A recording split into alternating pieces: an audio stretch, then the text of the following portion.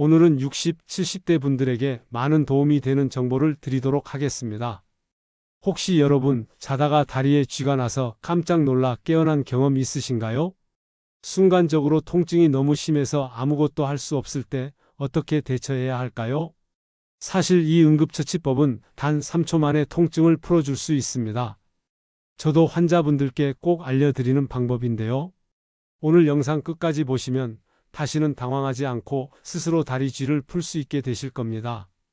본격적으로 들어가기 전에 혹시 이런 건강 정보가 필요하다고 느끼신다면 구독과 좋아요 꼭 눌러주세요. 여러분의 건강을 지켜드리는데 큰 힘이 됩니다. 그리고 여러분은 어디에서 이 영상을 보고 계신가요? 댓글로 나는 어디서 보고 있다 꼭 알려주세요. 소통하는 데 큰 힘이 됩니다. 안녕하세요. 저는 의학박사 김도현입니다. 저는 20년이 넘는 시간 동안 가정의학과 전문의로서 수많은 분들을 진료해 왔습니다. 그 긴 세월 동안 저는 정말 많은 분들이 잠 못 드는 밤, 극심한 다리 쥐 때문에 고통받는 모습을 지켜보았죠. 침대에서 비명을 지르거나 갑작스러운 통증에 당황하여 어찌할 줄 모르는 환자분들의 얼굴이 아직도 제 기억 속에 선명합니다. 특히 나이가 들수록 혈액순환이 더뎌지고 근육 긴장이 쉽게 발생하는 바람에 이런 증상이 자주 나타나곤 합니다.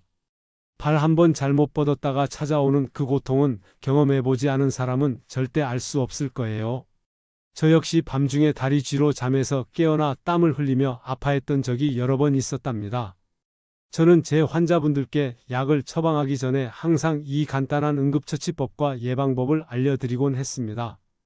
오늘 이 자리에서는 제가 직접 경험하고 또 수많은 환자분들께 효과를 증명한 그 비법을 여러분께 이해하기 쉽게 그리고 정확하게 설명해 드릴 생각입니다. 여러분의 소중한 밤잠을 지키고 갑작스러운 고통에서 벗어날 수 있도록 제가 끝까지 함께 하겠습니다. 편안한 마음으로 제 이야기를 들어주세요. 다리에 쥐가 나는 현상, 단순하게 근육이 놀라서 그런 거라고 생각하시는 분들이 많습니다.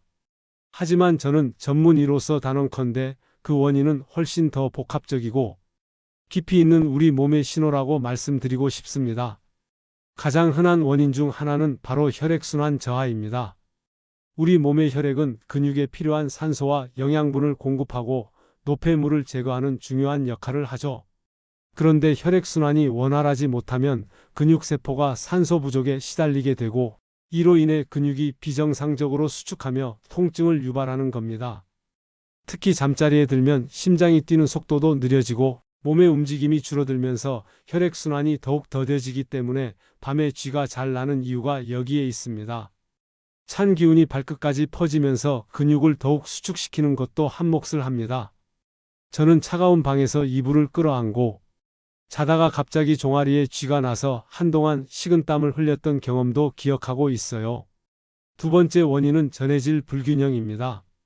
우리 몸의 근육은 나트륨, 칼륨, 칼슘, 마그네슘 같은 미네랄, 즉 전해질의 균형에 의해 조절됩니다. 이 전해질들이 마치 정교한 지휘자처럼 근육의 수축과 이완을 지시하고 있죠. 그런데 몸속에 수분이 부족해지거나 땀을 많이 흘렸을 때 혹은 특정 질환이나 약물 복용으로 인해 이 전해질들의 균형이 깨지면 근육이 오작동을 일으키게 됩니다. 마치 삐걱거리는 기계처럼 제 기능을 하지 못하고 제멋대로 경련을 일으키는 것이죠. 제가 진료실에서 만났던 김복실 할머니는 여름철 무더위에 밭일을 하다가 다리에 쥐가 나서 쓰러질 뻔했다고 말씀하시더군요. 그제야 물을 충분히 마시지 않았다는 사실을 깨달았다고 했습니다. 마지막으로 근육 피로도 빼놓을 수 없는 주범입니다. 하루 종일 앉아서 일하거나 혹은 무리하게 운동을 했을 때 근육은 많은 에너지를 소모하고 지쳐버립니다.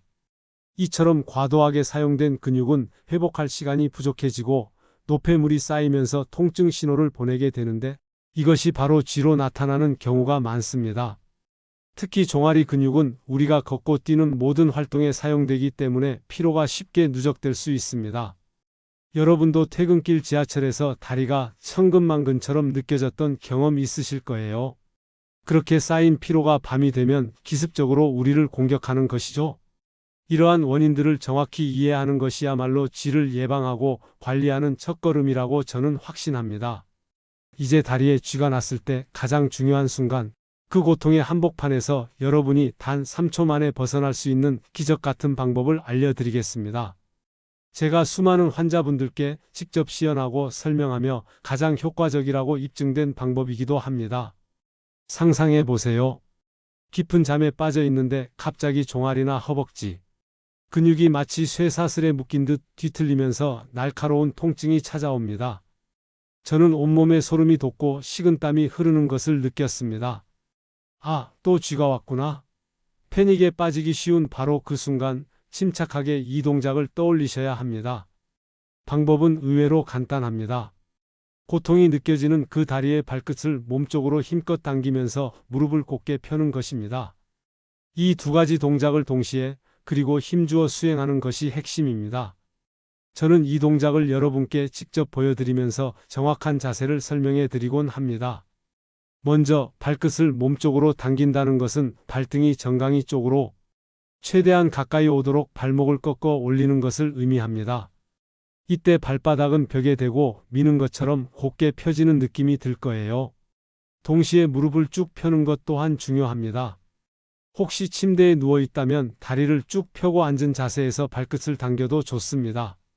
이 자세를 단 3초만 유지하세요. 길게도 아니고 그 짧은 3초입니다.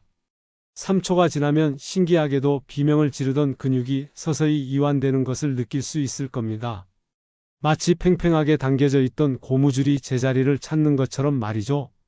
제가 진료실에서 이 방법을 설명할 때마다 환자분들의 눈빛이 정말 효과가 있을까? 하는 의구심에서 아, 이렇게 쉬운 방법이 있었다니? 하는 놀라움으로 변하는 것을 저는 수없이 목격했습니다. 이 방법은 근육의 반사작용을 이용하여 급격하게 수축된 근육을 강제로 이완시키는 원리입니다. 저는 한밤중에 다리 쥐가 날 때마다 이 방법을 사용했고 통증이 순식간에 사라지는 경험을 여러 번 했습니다. 여러분의 밤잠을 방해하고 일상에 불편함을 주던 그 쥐, 이제는 더 이상 두려워하지 않으셔도 괜찮습니다. 이 3초 응급처치법만 기억하시면 됩니다. 저는 여러분이 이 간단한 동작 하나로도 훨씬 편안한 밤을 보내실 수 있을 거라 확신합니다. 저는 환자분들께 단순한 지식 전달을 넘어 실질적인 해결책을 제시하는 것을 제 진료의 최우선 가치로 삼고 있습니다. 그런 면에서 오늘 제가 들려드릴 이야기는 제가 얼마나 이 3초 응급처치법을 신뢰하는지 여실히 보여주는 사례가 될 것입니다. 한 72세 할머니, 저는 김영숙 할머니라고 부르겠습니다. 김영숙 할머니는 약 5년 전부터 새벽마다 종아리 쥐 때문에 잠을 설치는 고통을 겪고 있었습니다. 매일 밤 오늘 밤에는 또 쥐가 날까?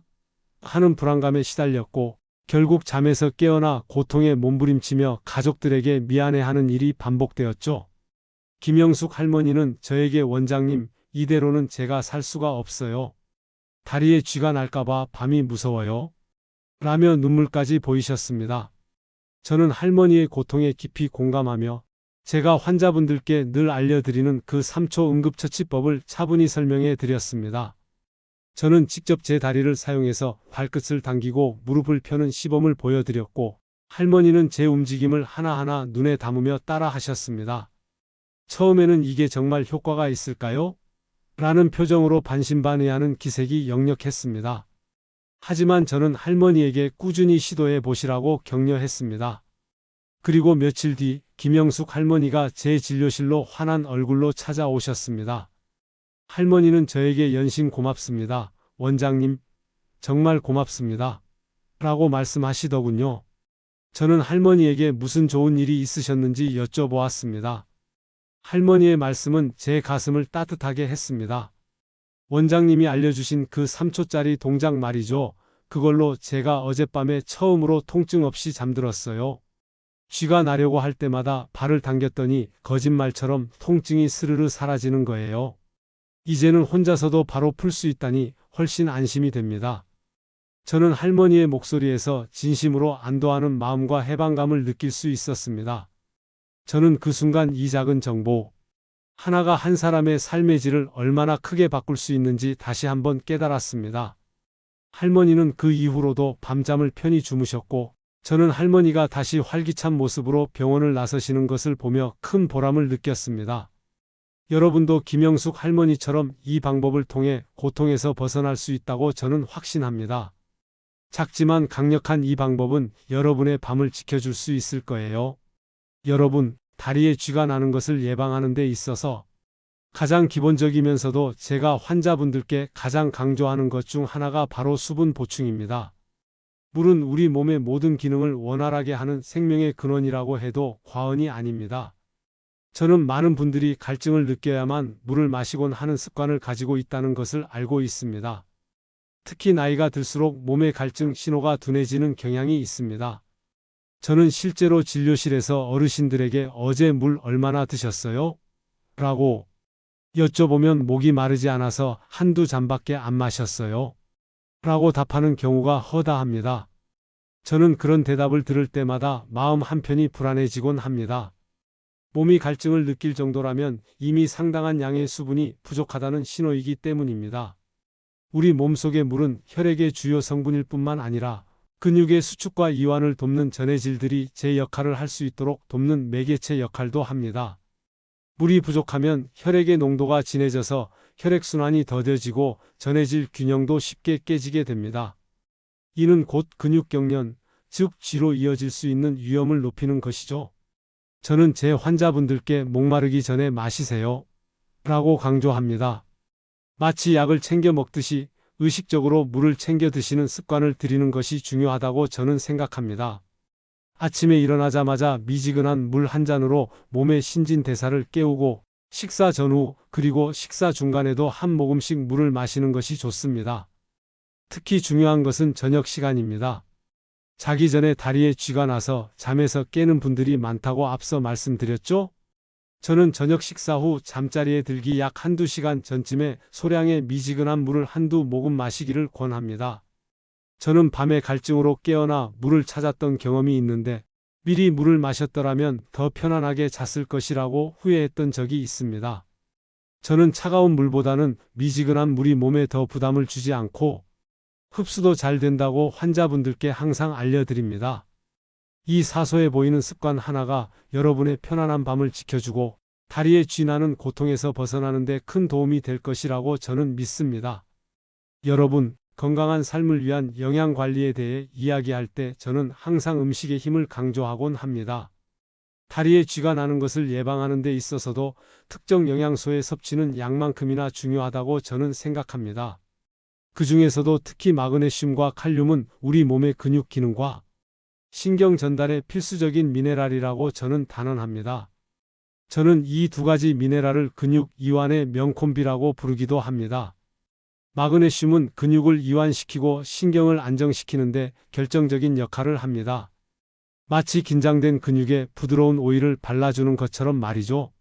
반면 칼륨은 나트륨과 함께 체액 균형을 조절하고 근육의 정상적인 수축을 돕는 역할을 합니다. 이 두 가지가 균형을 이루어야 근육이 유연하게 움직일 수 있습니다. 저는 진료실에서 밤마다 다리에 쥐가 나요. 라고 호소하는 환자분들께 비싼 영양제를 처방하기에 앞서 어떤 음식을 드시고 계세요? 라고 먼저 묻는 습관이 있습니다. 저는 바나나를 손에 들고 환자분들께 웃으며 이야기하곤 합니다. 이 작은 바나나 안에 여러분의 쥐를 예방할 수 있는 엄청난 힘이 들어있다는 사실 아셨어요? 바나나는 칼륨이 풍부해서 제가 가장 추천하는 과일 중 하나입니다. 또한 견과류, 특히 아몬드나 호두 같은 것은 마그네슘이 풍부해서 저는 매일 조금씩 챙겨 먹으라고 권하고 있습니다. 시금치, 케일 같은 녹색 잎채소도 마그네슘과 칼륨을 동시에 섭취할 수 있는 아주 좋은 식품이라고 저는 생각합니다. 저는 이외에도 콩류, 통곡물, 다시마 같은 해조류 등 일상에서 쉽게 접할 수 있는 식품들을 통해 이러한 영양소들을 충분히 섭취할 것을 권장합니다. 현대인의 식단은 가공식품 위주로 되어 있어 이러한 필수 미네랄이 부족해지기 쉽습니다. 저는 많은 분들이 약에만 의존하려는 경향이 있는데 저는 약보다도 먼저 우리 식단에서 부족한 부분을 채워 넣는 것이 더 근본적이고 지속 가능한 해결책이라고 굳게 믿습니다. 매일 식탁에 이 근육 이완의 명콤비를 올리는 작은 습관이 여러분의 건강을 지키는 데 큰 힘이 될 것입니다. 저는 여러분의 식단 변화가 곧 여러분의 건강 변화로 이어진다고 확신합니다. 여러분, 건강한 몸을 유지하는 데 있어서 저는 규칙적인 스트레칭 습관이 필수적이라고 강조하고 싶습니다. 특히 다리에 쥐가 나는 것을 예방하는데 스트레칭은 마치 근육에게 주는 부드러운 선물과도 같다고 저는 생각합니다. 우리는 낮 동안 활동하면서 근육을 사용하고 이때 근육은 긴장 상태에 놓이곤 합니다. 저는 오랜 시간 앉아 있거나 서서 일하는 분들이 퇴근 후에 다리가 퉁퉁 붓고 뻣뻣해진다고 호소하는 것을 자주 들었습니다. 이런 근육의 긴장이 풀리지 않고 쌓이면 밤이 되었을 때 혈액순환을 방해하고 결국 쥐가 나는 원인이 될 수 있습니다. 저는 자기 전에 하는 간단한 스트레칭 몇 가지가 이런 근육의 긴장을 해소하고 혈액순환을 원활하게 하여 밤에 쥐가 나는 것을 효과적으로 예방할 수 있다고 저는 확신합니다.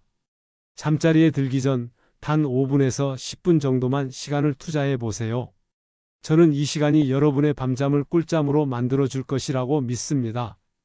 제가 가장 효과적이라고 말씀드리는 스트레칭 중 하나는 바로 종아리 스트레칭입니다.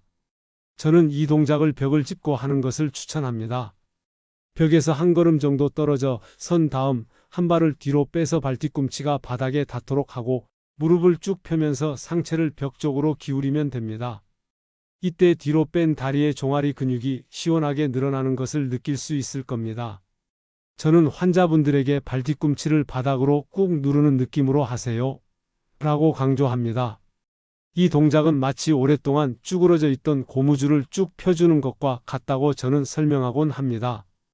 양쪽 다리 번갈아 가며 15초씩 23회 반복하면 충분합니다. 또한 허벅지 뒤쪽 근육인 햄스트링 스트레칭도 매우 중요합니다. 의자에 앉아 한쪽 다리를 쭉 펴고 발끝을 몸쪽으로 당긴 다음 허리를 곧게 펴고 상체를 숙이는 동작도 좋습니다. 저는 이 동작을 통해 햄스트링이 시원하게 늘어나는 것을 느낄 때마다 제 다리가 편안해지는 것을 경험했습니다. 스트레칭은 단지 근육을 늘리는 것을 넘어 혈액이 막힘없이 흐르도록 돕고 근육에 쌓인 피로 물질을 제거하는 데도 큰 도움이 됩니다. 저는 매일 밤 이 간단한 습관을 통해 여러분이 훨씬 더 건강하고 편안한 밤을 보내실 수 있기를 바랍니다. 지금까지 저는 다리에 쥐가 났을 때 스스로 대처하고 예방할 수 있는 다양한 방법들을 설명해 드렸습니다. 저는 이러한 방법들이 많은 분들에게 큰 도움이 될 것이라고 확신합니다. 하지만 어떤 경우에는 이러한 자가 관리만으로는 충분하지 않거나 오히려 더 심각한 건강 문제의 신호일 수 있다는 점을 저는 분명히 말씀드리고 싶습니다. 만약 쥐가 너무 자주 그리고 반복적으로 나타난다면 단순한 근육 문제가 아닐 수도 있습니다. 저는 이 문장을 제 진료실 벽에 붙여놓고 싶은 심정입니다. 우리는 몸이 보내는 작은 신호에도 귀를 기울여야 합니다. 제가 진료했던 환자 중 한 분은 다리에 쥐가 너무 자주 나서 잠을 잘 수가 없어요. 라며 저를 찾아오셨습니다. 저는 단순한 근육경련으로 치부할 수 없다는 판단하에 정밀 검사를 권했고 결과적으로 다른 기저질환을 발견할 수 있었습니다. 저는 몇 가지 경우를 들어 이런 상황이라면 반드시 병원을 방문하여 전문의의 진찰을 받아보셔야 한다고 강조합니다. 첫째, 쥐가 나는 빈도가 현저히 높아지고 통증의 강도가 심해지는 경우입니다. 주 23회 이상 쥐가 나거나 통증이 너무 심해서 일상생활에 지장을 초래한다면 저는 주저없이 병원에 오셔야 한다고 말씀드립니다. 둘째, 쥐가 나는 부위가 다리 외에 다른 곳으로 확산되거나 팔이나 몸통 등 다른 근육에도 경련이 동반되는 경우입니다. 이는 전신적인 문제일 수 있다는 신호라고 저는 생각합니다. 셋째, 다리 쥐와 함께 저림, 감각 이상, 피부색 변화 등의 다른 증상이 동반되는 경우입니다. 특히 발이 시리거나 차갑고 피부색이 푸르스름하게 변한다면 혈액순환에 심각한 문제가 있을 가능성을 배제할 수 없습니다. 저는 이러한 증상들이 당뇨병, 말초혈관 질환, 신경질환, 갑상선 기능 이상 등의 심각한 질환의 초기 신호일 수 있다고 경고합니다. 예를 들어 당뇨병은 혈액순환 장애와 신경 손상을 유발하여 쥐를 자주 일으킬 수 있고 말초혈관 질환은 다리로 가는 혈류를 방해하여 심한 경련을 유발하기도 합니다. 저는 이러한 질환들은 조기에 발견하여 치료하는 것이 무엇보다 중요하다고 강조합니다. 만약 여러분의 다리 쥐가 위에서 언급한 증상들과 함께 나타난다면 저는 망설이지 말고 병원을 방문하여 정확한 진단과 적절한 치료를 받으시기를 간곡히 당부드립니다. 저는 여러분의 건강을 지키는 데 있어 이 한마디가 가장 중요하다고 생각합니다. 오늘 저는 여러분의 편안한 밤과 활기찬 일상을 되찾아 드리기 위해 다리에 나는 문제에 대한 모든 것을 자세히 설명해 드렸습니다. 저는 우리가 간과하기 쉬운 작은 습관들이 얼마나 큰 변화를 가져올 수 있는지 다시 한번 느끼는 시간이셨기를 바랍니다. 제가 오늘 알려드린 3초 응급처치법은 위급한 순간 여러분의 고통을 즉시 해소해 줄 강력한 무기가 될 것입니다. 그리고 물을 충분히 마시고 영양 균형 잡힌 식사를 하며 규칙적으로 스트레칭하는 생활관리법들은 쥐를 미연에 방지하는 튼튼한 방패가 되어줄 것입니다. 저는 이 모든 방법들을 꾸준히 실천하신다면 다리에 쥐 나는 문제는 크게 줄어들 것이라고 저는 확신합니다. 이제 더 이상 갑작스러운 통증 때문에 잠에서 깨어나거나 밤이 오는 것을 두려워하지 않으셔도 됩니다. 저는 여러분이 오늘 얻으신 이 소중한 정보들을 통해 이전보다 훨씬 더 편안하고 건강한 삶을 누리시기를 진심으로 바랍니다. 혹시 오늘 영상이 도움이 되셨다면 제가 더욱 유익한 정보를 만들 수 있도록 구독과 좋아요 꼭 눌러주시고요. 저는 여러분의 반응을 통해 제가 어떤 부분에 더 집중해야 할지 큰 힘을 얻고 있습니다. 그리고 여러분은 주로 언제 어디서 다리에 쥐가 잘 나시나요? 댓글로 여러분의 경험이나 궁금한 점을 자유롭게 남겨주시면 감사하겠습니다. 저는 여러분의 소중한 의견을 하나하나 확인하고 다음 영상에서 더 맞춤형 정보로 답변 드릴 것을 약속드립니다. 저는 여러분의 건강을 지키는 데 끝까지 함께 하겠습니다. 감사합니다.